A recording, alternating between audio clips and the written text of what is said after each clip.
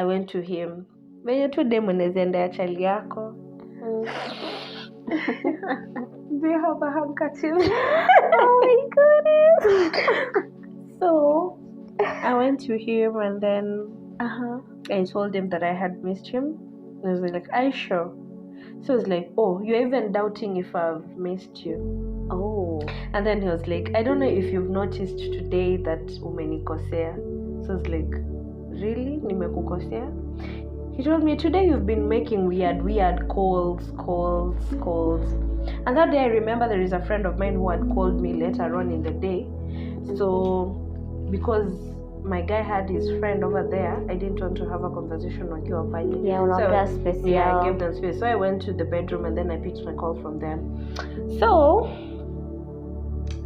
huyu msee kwake calls zilikuwa very weird.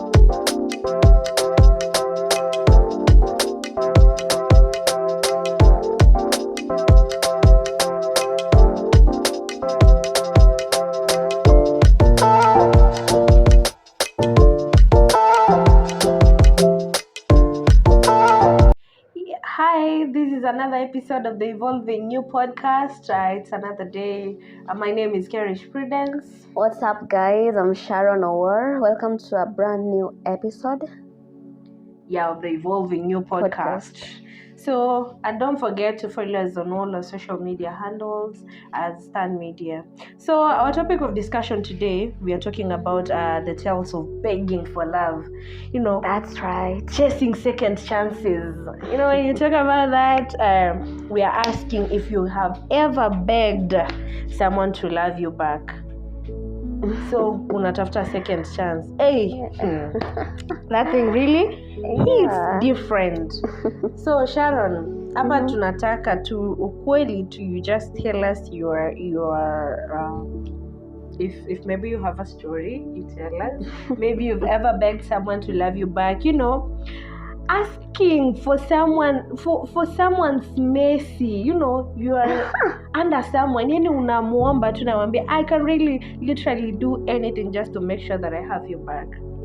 Have you ever caught yourself in that situation? Not really, but then thank you goodness. I've seen my very close friends going through that, Yeah, so at least niko na hiyo nimeona I've seen how it goes down. Hey, that thing is emotional damage. An emotional roller coaster. You see, you are so desperate.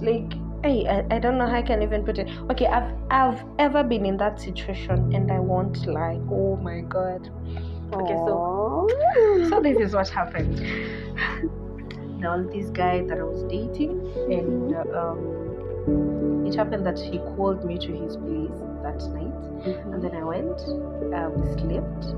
We ate. We did everything, and then we slept. So very early in the morning, around 6 a.m., someone calls me, and the first time I didn't pick because it was very early in the morning. So I was like, why is this one calling me now? Hii mapema yote kuniamsha tu na niamsha aje sasa. Yeah. And then I didn't speak. I silenced the call. That person called the second time. And then my girl was like, why are you not picking that call? If it's you, what are you going to do? I just had to pick the call to prove to him that there's nothing going on. There is nothing going on. It's not what you're thinking in your mind. Okay. I didn't know that maybe this might be the end of us. So I went ahead and picked this call. So the guy was talking. The guy told me, I miss you. So I told him, I miss you too. 2 times. Hey! Sikujua kitaniramba. So my guy just kept quiet and later on in the day, akaniambia, I'm going to the car wash to wash my car. I'll be back. But he was acting very weirdly. Yeah. So hapo mimi tu kwa nyumba nimebaki peke yangu. So he came with his friend. They were watching football, and then I went to him. Venye tu demu unaenda ya chali yako. Do you have a handkerchief? Oh my goodness. So I went to him and then I told him that I had missed him. He was like, "Are you sure?" So I was like, "Oh, you're even doubting if I've missed you." Oh. And then he was like, "I don't know if you've noticed today that umenikosea." So I was like, "Really? Nimekukosea?" He told me, "Today you've been making weird calls. And that day I remember there is a friend of mine who had called me later on in the day. So because my guy had his friend over there, I didn't want to have a conversation wakiwa pale. I gave them space. So I went to the bedroom and then I picked my call from them. So huyu msee kwake calls zilikuwa very weird. The guy akaniambia, "Remember very early in the morning you made a call and you're telling this person, oh, you missed him. Who was that person?" And I told that that's my friend. Like he's a friend of mine. I was like, wow, that's what you people always say nowadays. Okay. You know what? I'm very disappointed. And my other girlfriend, this is what happened. She lied to me. So I hate people lying to me. And I was like, I haven't lied to you. I've never lied to you. And he was like, you ain't even feeling guilty that you're lying to me and you're still lying. So I was like, wow. So we went to sleep. We slept like a brother and sister, no nothing, no anything. I was like, we woke up in the morning, and then he dropped. The night inakwanga so long. Yeah, so I was very uneasy. And then he prepared breakfast. That morning he's the one who did breakfast. Okay. So it's like, huyu hasira yake ime. I didn't know that's my last day to step my foot in that house. Wow. Like he was killing you with kindness. Yeah, he was killing me with kindness. So, and then he went. Oh, that's we so got sad. into the car. On our way, I wasn't talking. So alianza tu kupiga story, ananiambia, if you ever get yourself in a position whereby these are NTSA people asking you to hand out your DL, don't ever do that. You see, those are the kind of stories that we are making. Yeah, like general stories. Stories. So the guy dropped me. He was late for work actually, and then he dropped me. Nusu ya safari, he asked me to, not even nusu safari, he paid the bike guy anifikishe kwa nyumba. So nikafikishwa kwa nyumba, and it was like, at 12 I'll look for you, we talk. Okay, sindo hiyo sasa. So me all along I've been waiting for 12 until now. I'm still waiting for that 12 Oh my God. Did he block you? Or what happened? So I kept on calling his phone, he wasn't speaking. Oh my God, that's so sorry. Until I had to involve one of my friends in that case. I asked her, can you please talk to that guy and tell him that we are just friends with this person? Because he doesn't believe me. Only because I said, I miss you. Is it not normal for a friend to tell a friend that I miss you? But I think like that guy akona insecurities and trust issues. Yeah, maybe. Since ulisema like it happened like in his previous relationship. Yeah, so like maybe he was thinking that akotu insecurities that run so deep. Yeah, so imagine you can fumble like a very good relationship, maybe itakuwa the best in your life because of things tu zenye zinakuwa communicated.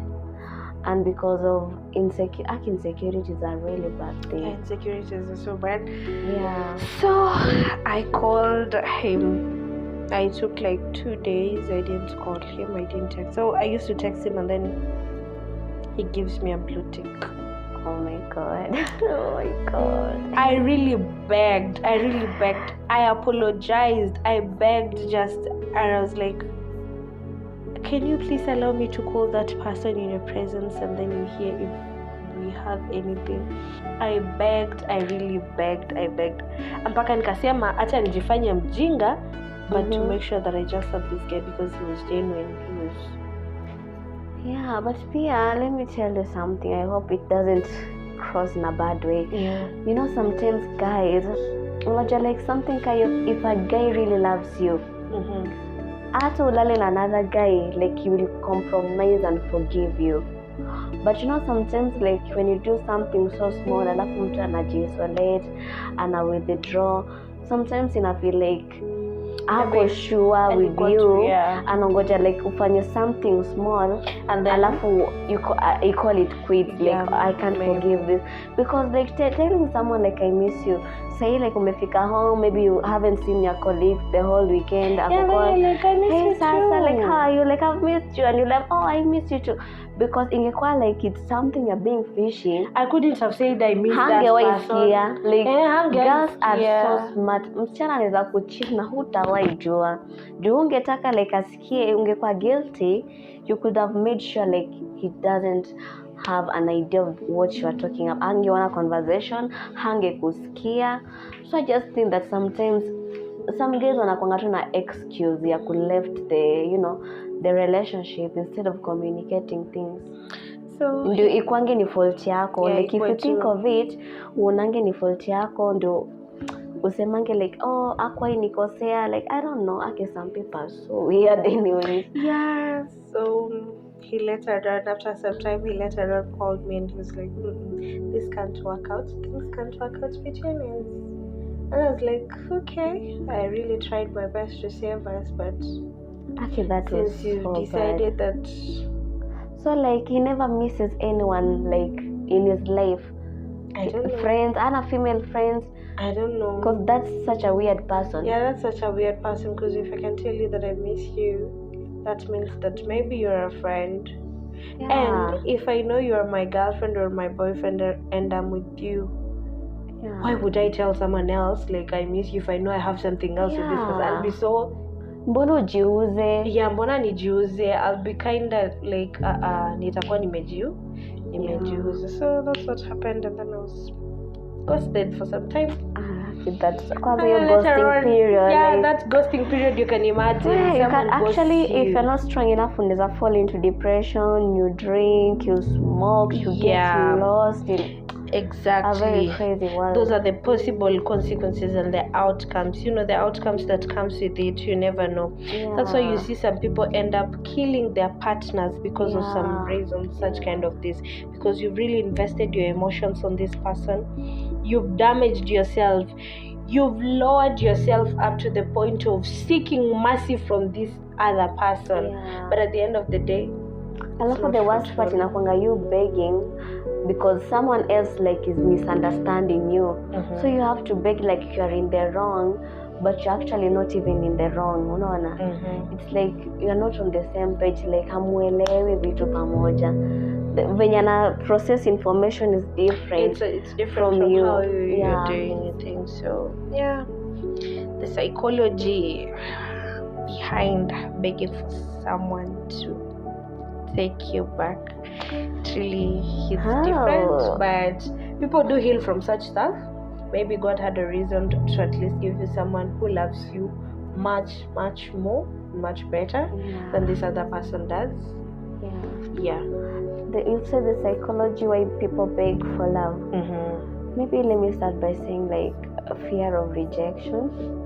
Rejection, like like you unitaki, like you don't want me, like fear of rejection. Kwanza rejection, like imagine tu mtu akutaki na nasho like akutaki. Mtu anaonyesha tu live I don't want you and I mean it. So at times you also have to create this environment of accepting that we are not being needed in other people's lives. Exactly. So you just need to take it positive. Someone tells you no, it's a no. You're like, okay, there's someone else who will love me and appreciate me. And appreciate me the way I am. So you find maybe at times it's a breakthrough from God that I don't want you to be with this person so that you can meet a better person. But actually, unaonanga like after a relationship yenye mtu amekudo that hivyo for no reason, like unaendingi up na someone who is worthy, someone who loves you, appreciate, and unakwanga like, oh my God, thank you God. Like I was crying, I was depressed, like I almost fell for the wrong person, but everything happens for a reason. End up na actually that's why unapatanga like this couple wamedate for 10 years, no hawajakuwa engaged, hawajakuwa marriage, they don't have a kid, and wakaachana. Unaona, like they've been that kind of couple, like kind of toxic. Unaona, unapatanga dem akiget out of that relationship anaanzanga kudate a new person, wanakunga married in less than 2 years. Yeah, that's true. The first year ndo you washa engaged after 8 months. The next year ndo you wako married and they're already expecting a child. So you know, usiwahi ogopa, like kwanza unajua move on from those kind of relationship for a girl. Unaona tu like it's been 10 years, nimekuwa nikikupea hii, it's been 5 years, I've given you my everything I have, like I've been sleeping with you, I've been doing this with you, like you kind of feel used as a female. Exactly. Now that part is the one that hits differently. Yeah, I've dedicated my body, like I handed out my body to you, trusting you that you know, because I love you, unaona, like I denied other people chances just unaona tu like when you are mwisho, like if kama si wewe ni wewe tu, like we've done all this shit together. We've explored, we've done all this, what haven't we tried? And then I come to meet terms that you and I, alafu mtu anasema like I can't do this anymore, like I can't do this anymore. How do you feel? Don't you feel any guilt in your heart? Like alafu those kind of couples, the moment you move on hivi wanaanza kukuhit. They are the ones who will start coming back. There are those couples, like those kind of people who will fumble with a very good partner and will end up stalking you for the rest of their life. Yeah. So it's not as easy. We just have to. But love inafaa ikuwe like exciting, but love ikiamua kukupea lesson and character development. Yeah, people do have different stories to tell, and the question that always come in your mind while you're trying to beg for a second chance is, are we going to regain our sense of self-worth and validation through reconciliation, or do we risk further emotional turmoil by clinging to a relationship that may no longer serve us?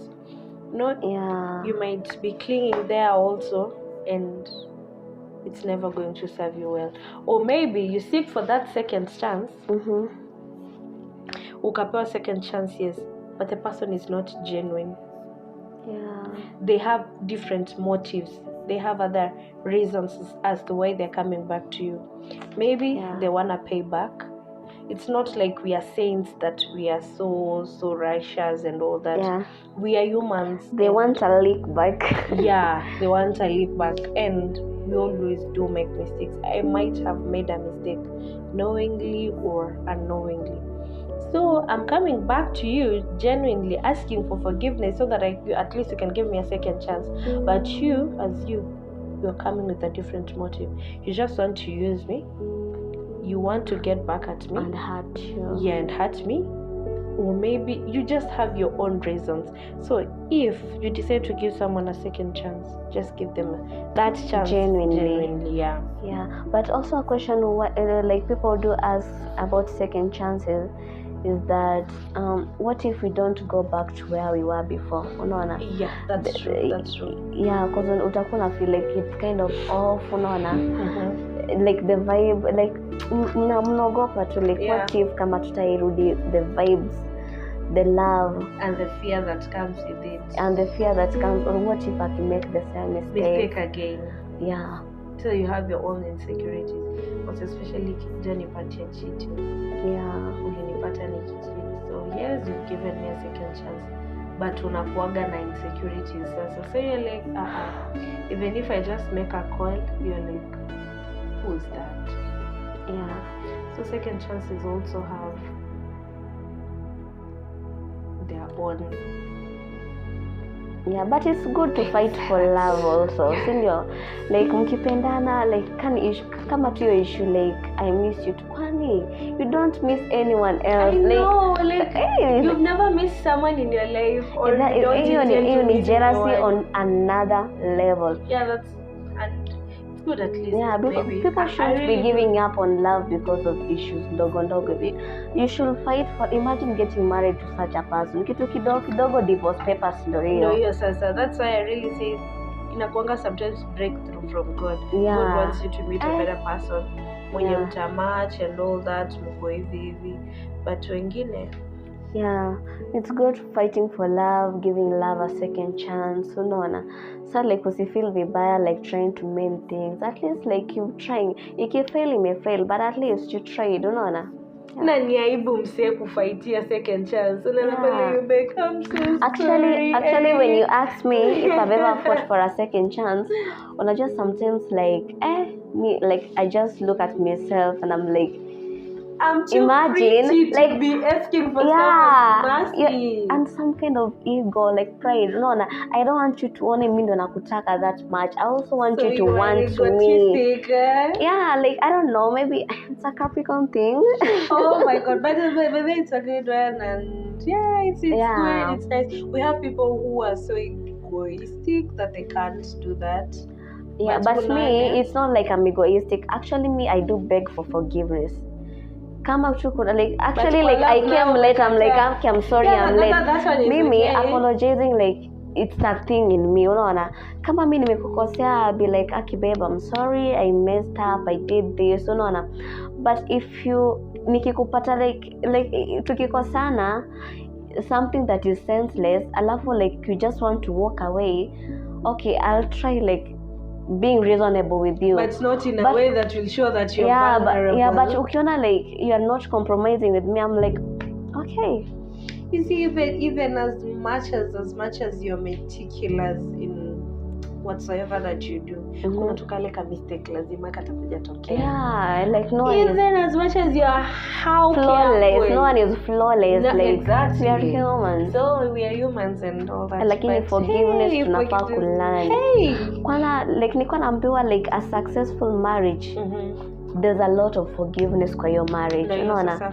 Si ati zote ni za cheating nini. Unajua misunderstandings nini. Like there's a lot of forgiveness. Like if you're not a forgiving person, weka tu single. Because marriage inataka a lot of understanding and forgiveness and being selfless. Yeah, that's true. So if you feel like you don't want to be vulnerable to someone, like that your ego can't allow you to beg for a second chance, it's just okay. Yeah, but love makes us vulnerable anyway. But if you really have to fight for that second chance, my friend, you'll always go for it. Yeah. Ikatae tu at least I made an effort ya kufanya. But I think all of us, like in one way or another, whether we were teenagers, young, I'm sure like kuna to a point like we have tried fighting for love, unaona. Whether pata tu like I'm sure like every one of us, we have tried fighting for love at some point, unaona. Exactly. Yeah, so don't feel be it from bad. Your parents, be it from your partners and friends, unaona. Mi kwanza kwa friend pia. Yeah, you try to fight for love. You know, there are some friends that you're not ready to lose. Yeah. Because they've really done at least 1, 2, 3 in your life, and even if there are differences, hakuna tu place inakuanga too peaceful hivyo. There must be ups and downs. That's right. Yeah. So guys, it's been an amazing episode with you people, and we really appreciate you. We don't take you for granted. The only question we have is, can you fight for love? And if yes, why? And if not, why not? Yeah. And are you ready to look so desperate in someone's eyes just to seek for their mercy? Or your ego doesn't allow you to F it. Yeah, you feel like I'm not doing this. But if it's really worth it, always be ready to feel vulnerable. Give it a shot. Yeah, just be ashamed for once, but at least it's worth it. My name is Karish Prudence, and see you in the next episode. My name is Sharon Awara. See you till next time.